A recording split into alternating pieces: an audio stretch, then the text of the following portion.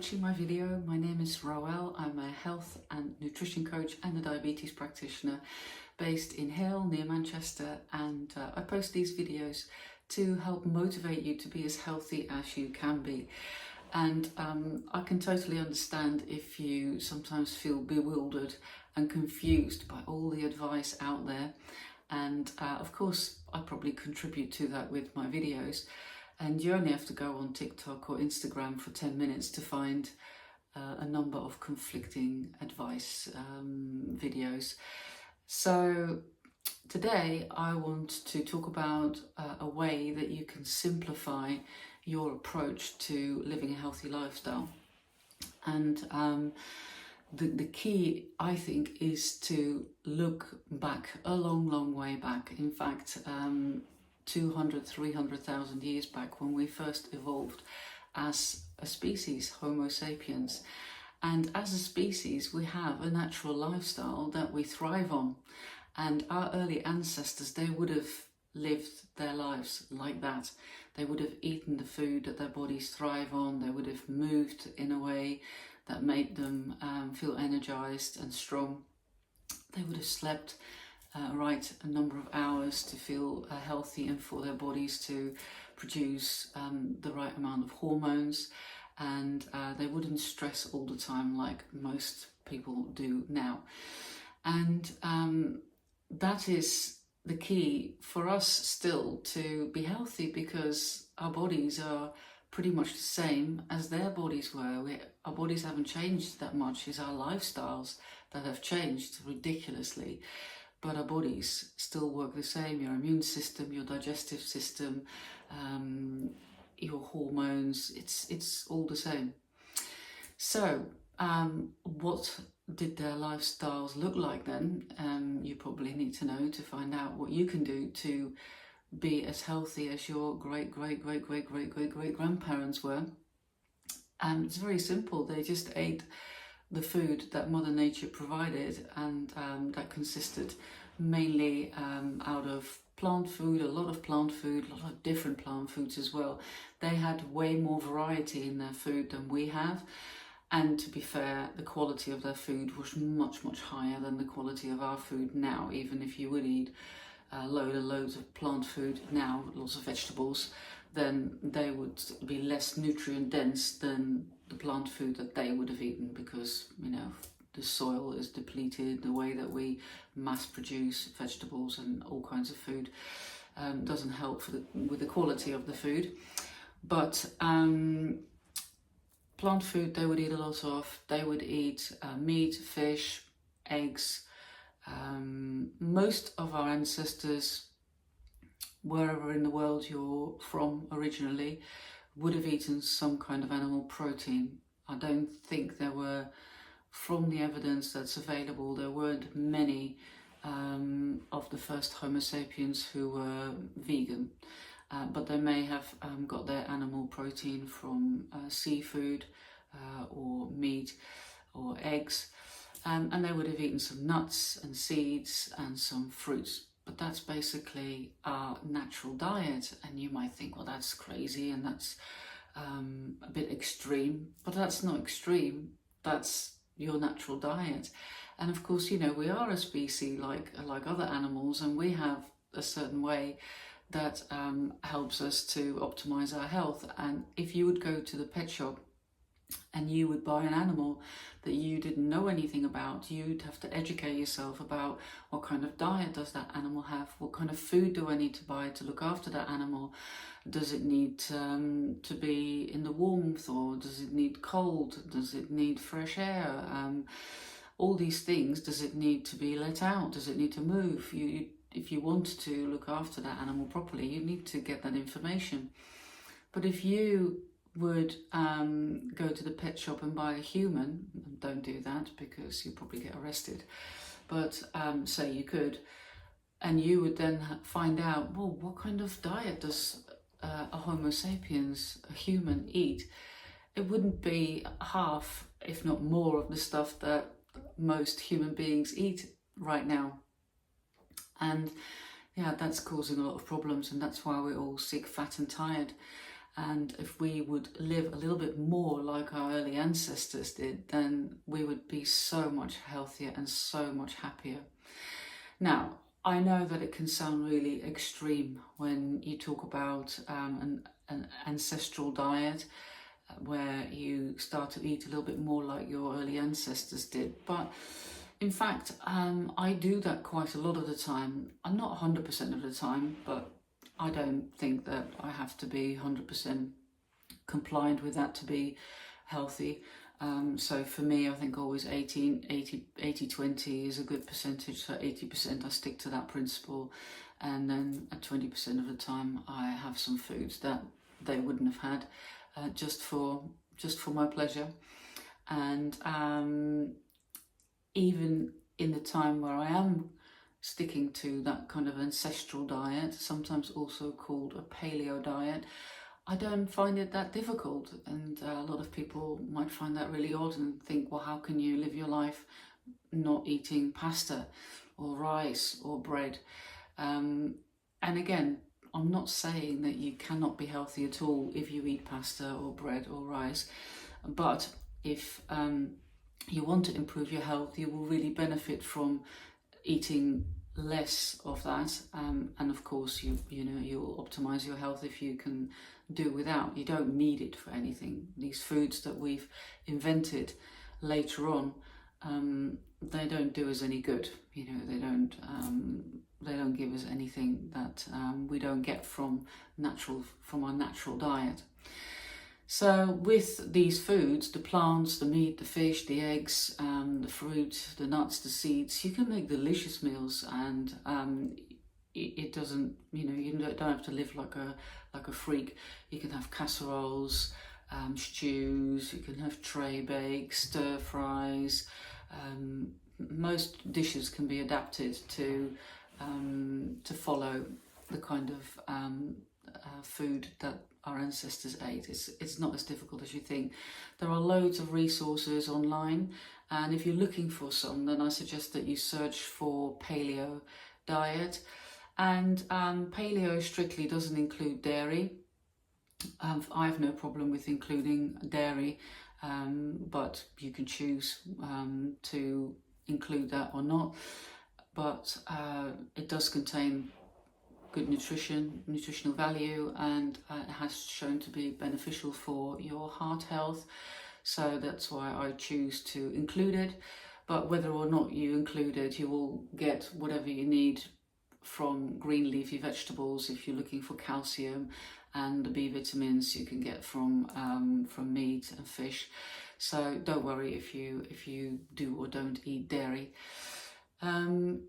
If you have particular health issues that you want to address, then I would suggest that you try and stick to a paleo diet a little bit more strictly than you would if you're just generally trying to lose some weight, get some more energy, support your digestive system and feel a bit happier and healthier. But I always feel if you have certain issues to address, then take a period of 4 weeks where you're just going to really stick with that diet. If you have any questions about it, let me know. But it's just so easy in your daily life to ask yourself, would my great-great-great-great-great-great-grandparent have eaten this food? And if they wouldn't, then it's probably not good for you. And as long as you keep asking yourself, is this something that's provided by Mother Nature? Is it plant food? Is it meat? Is it fish? Is it an egg, fruit, nuts, seed? Then you can't go wrong.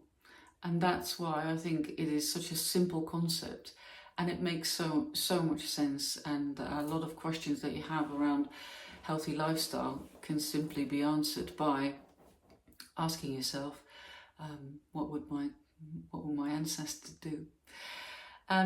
When it comes to other lifestyle factors, of course, this applies too. It's not just a diet, it's also your physical activity. How did these people move?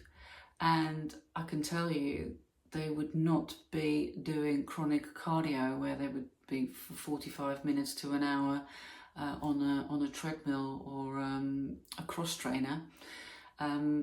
their movement was, they were very active, obviously moving a lot, but it would be a lot of walking, a lot of moderate aerobic activity, not the sort of intense aerobic activity that actually increases your stress levels, your cortisol hormone production. And they would walk a lot, and they would also do a lot of resistance movements. So that means what we would probably call strength training, but in their lives that would just be their daily activities, including pushing, pulling, lifting, carrying, any sort of movement where we use our muscles, so we strengthen that muscle tissue and maintain that muscle tissue. And that would have really contributed to their good health, because I've explained before that your muscle tissue is super important for your metabolism. And every now and then they would sprint, but it wouldn't be like long lasting running, because sprinting is 10 out of 10 effort, and you wouldn't be able to do that for half an hour. So this would happen if they would be chasing something, or they would be chased by something. And that's basically the way that they would have moved. So how can you translate that into your life? Walking a lot, I think that's easy to implement. Pushing, pulling, lifting, carrying, you can do that in your daily life, or you can go to a class or a gym. Obviously your ancestors didn't need to do that, because they had to do a lot of hard strength work during their daily lives to stay alive anyway. But we may have to go to a class or the gym. And sprinting, yeah, that's why I like doing Tabata exercises, where you go really full throttle for 20 seconds and then 10 seconds rest, and do that 8 times. That's a Tabata exercise. It's high intensity interval training, but you could do something else. And when I say sprinting, it doesn't have to be running sprinting, but it could be any physical activity where you just go full out and your heart rate is at a maximum, and you're breathing really fast. But you don't have to do that very often. Once or twice a week is enough, and you don't have to do that for very long. You wouldn't be able to do that very long.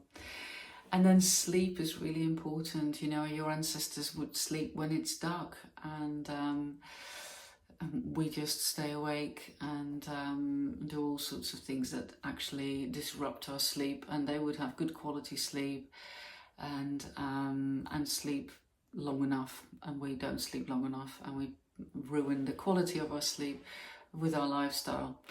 And that is something that is within our control to an extent.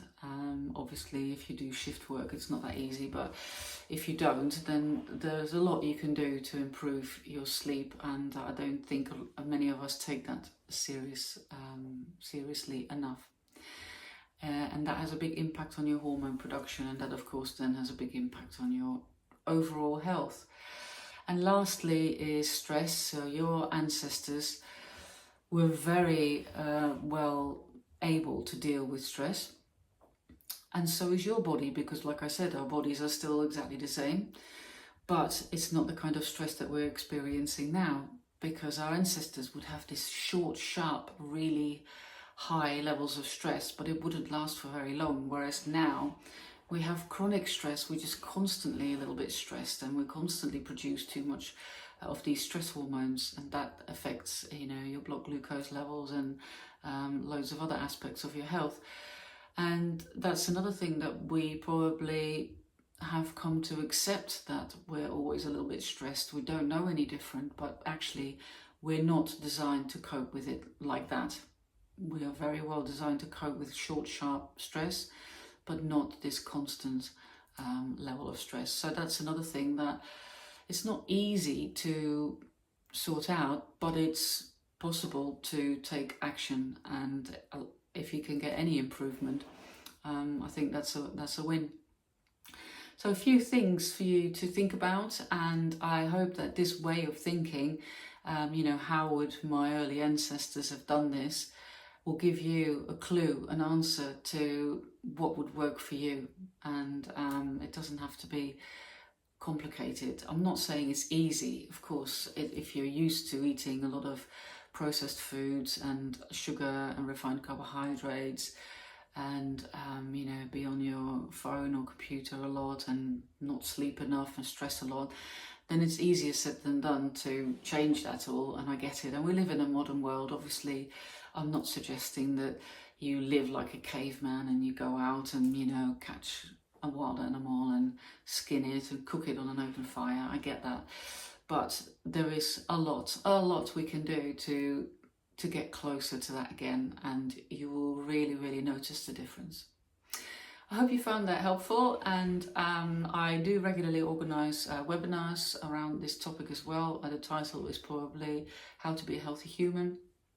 I haven't set a date for one at the moment because I've got a lot on in the next few weeks, but if you want to stay informed, then subscribe to my weekly email where I share some tips around what I've been eating, what I've been reading or listening to, essential oils I've been using, and I will inform you there about when these webinars are upcoming. They're free 1-hour webinars via Zoom.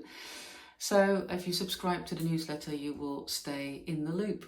And don't forget to set yourself one little goal this week, one little action, I would say, because a goal, I think, can be a little bit abstract, and I like to call it an action because I think that's more specific and it makes it more likely that you'll do it. Because your goal could be that you want to sleep better, and that would be a really good goal, obviously. But I think it's better to translate it into action and say, I'm not going to go on screens 2 hours before I go to bed this week, or I'm going to be in bed by 10 o'clock 3 times this week, or I'm going to make sure my bedroom is, I was going to say cool, but that's actually not easy in the summer, although it would help you to sleep better.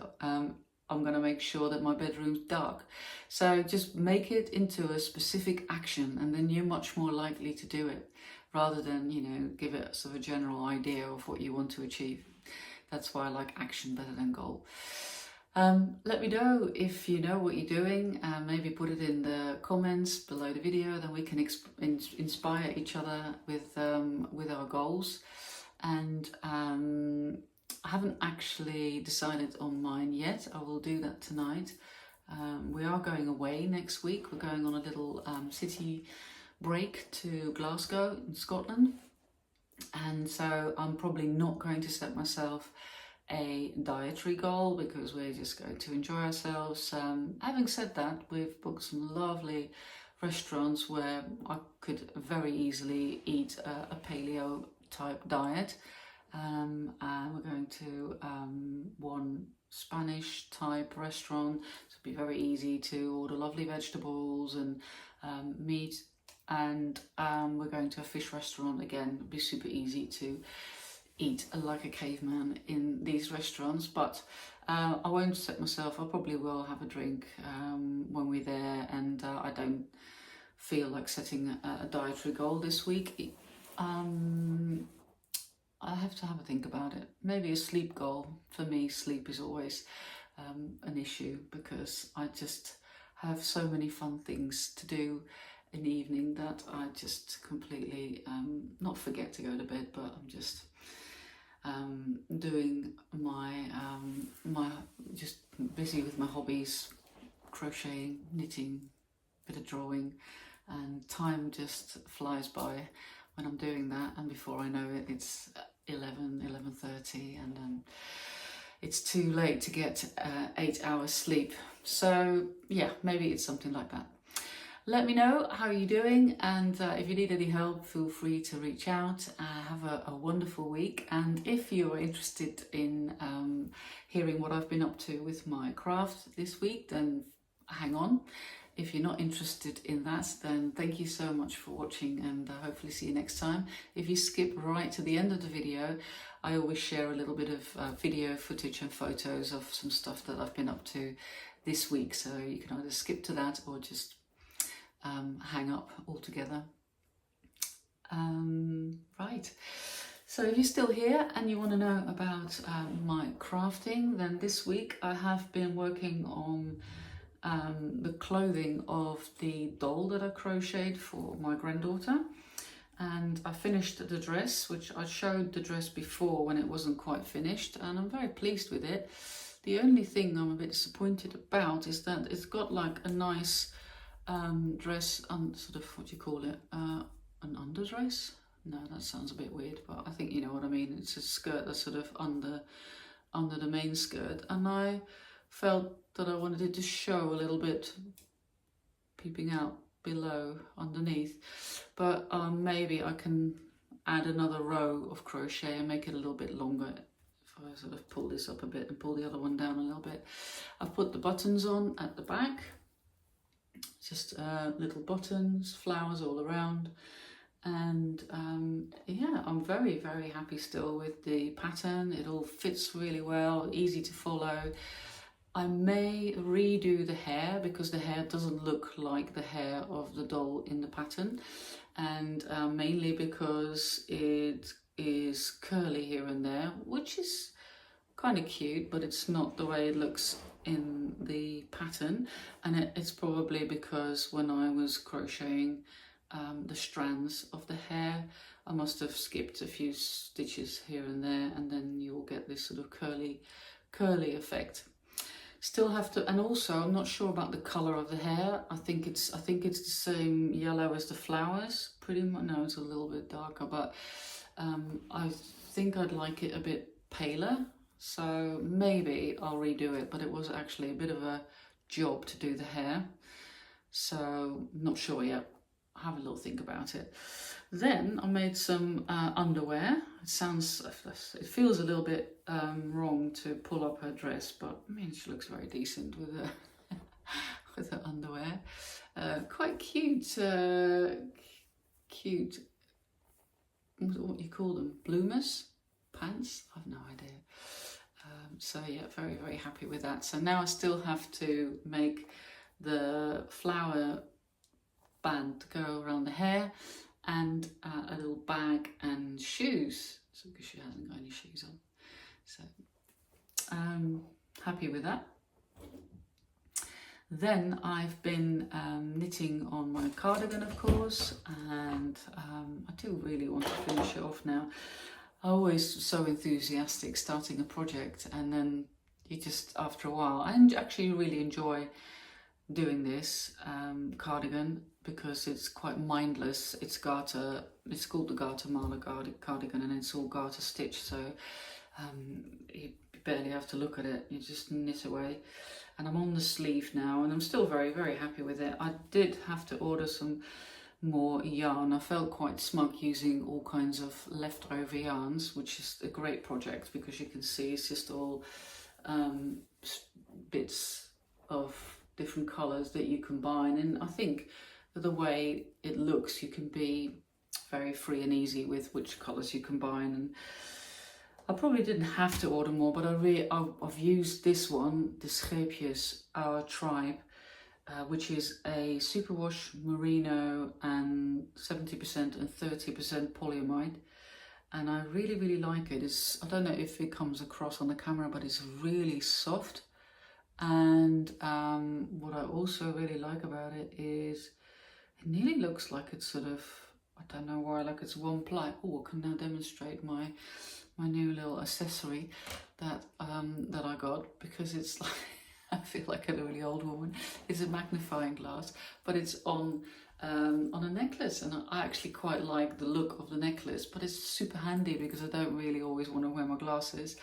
And with this magnifying glass, you can just quickly read a label or look something up, and it sort of looks like it's not 4-ply, it is fingering weight, but it looks like it's just one strand, and I quite like the fact that it doesn't split at all.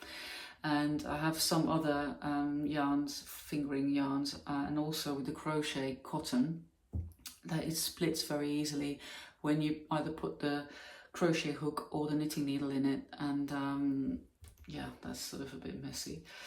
The cotton, by the way, that I've used for the doll, is some of it is Drops Saffron, 100% cotton, and some of it is the cotton that you can buy in Sostre and Grainer.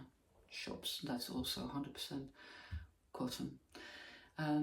But I think all cottons will split quite easily.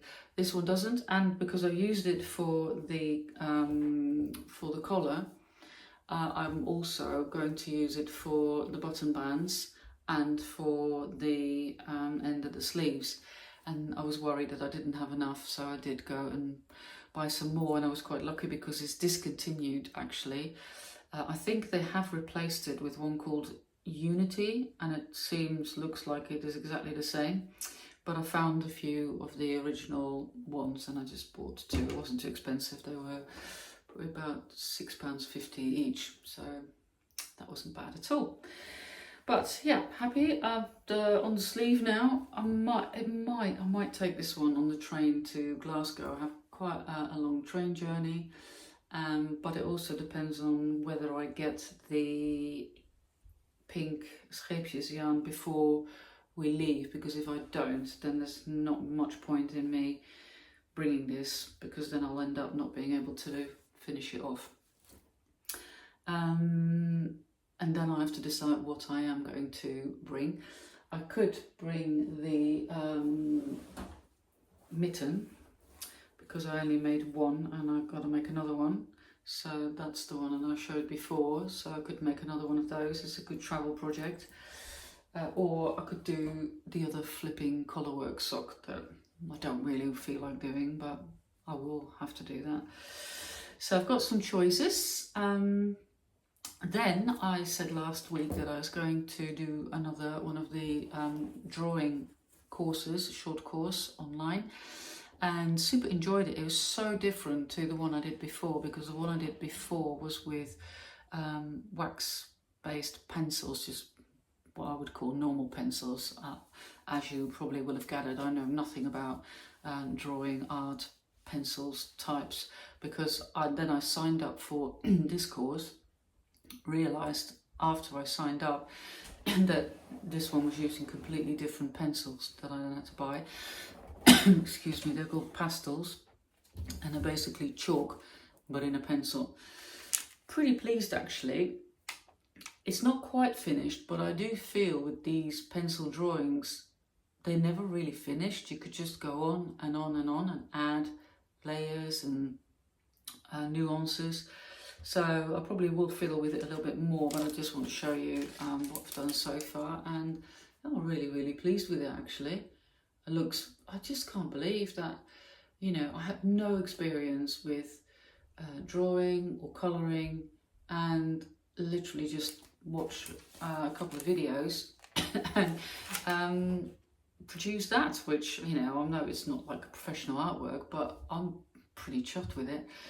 And so what I want to say is, don't feel that you can't do that. So before, I would have looked at somebody doing this and I would have thought, wow, I couldn't do that, that's amazing.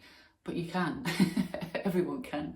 Just follow the instructions. And it's like that with so many things. You know, people say, oh, you're such a good cook, I can't cook. Well, just follow the recipe. Just follow instructions. And of course, often it's to do with whether you're interested in it or not. That makes you good at it or not. Because if you don't like drawing or like cooking, then yeah, you're probably not going to follow the instructions properly, or yeah, it's not going to be as good as it would be if you like doing it. So that was my all my arts and crafts. It sort of doesn't seem like a lot, but then I do work full time, so I don't get so much time. And yeah, I did crochet some pants and sewn on some buttons, and I did some knitting and some drawing. So actually, it probably is a lot. It's just when I show it in this video, it doesn't seem a lot. I think that maybe not next week because we're going away, but I want to have a little sort out of my stash of yarn, and I'll definitely film that, so that might come after next week, because it's now just all in sort of bags under the bed, and I feel I need to organise that a little bit better. That was it. Thank you so much for watching. I hope you have a wonderful, wonderful week. I've been quite pleased with the fact that it's been a little bit cooler this week, because I was so hot and sweaty last week. But I think it's going to get warmer again. And that's also nice, especially we're going away. Whatever the weather, I hope you have a wonderful week, and like I said, I will add a few clips of what I've been up to this week, and then I hope to see you again next week. Lots of love. Bye. You call me. Hi. Hi. Now you have to phone your mom. Okay. See you later. See you later.